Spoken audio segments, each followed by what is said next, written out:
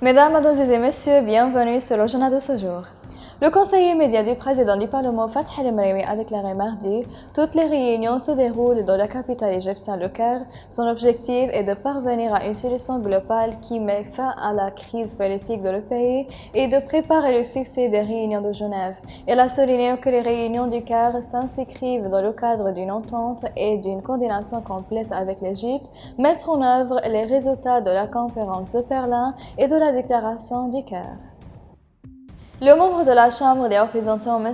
Mohamed Labani, a déclaré les États-Unis espèrent que le pétrole libyen compensera la confusion attendue sur le marché mondial et ses répercussions sur l'économie américaine alors qu'il s'oriente vers l'imposition de sanctions supplémentaires d'Iran. Labani a expliqué que Washington trouve une coopération avec l'Égypte une opportunité de contrôler cet aspect lié au pétrole afin que l'Égypte entretienne de bonnes relations avec la région orientale qui possède beaucoup de pétrole.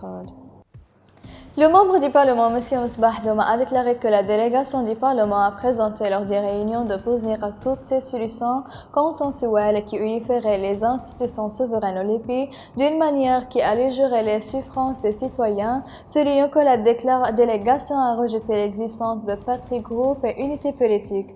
Douma a expliqué que de nombreux critères ont été fixés pour atteindre ces personnalités indépendantes capables de guérir des institutions souveraines, en plus de combler les lacunes face aux sous-piliers et aux gaspilleurs d'argent public et d'élargir la base de participation des Libyens.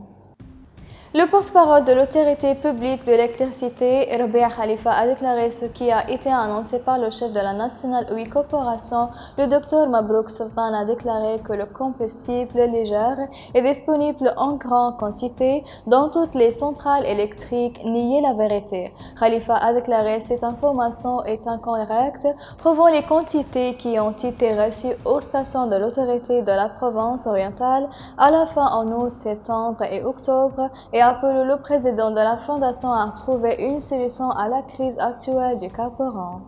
Mesdames et messieurs, la fin des résumés. Merci de m'avoir attiré votre attention et au revoir.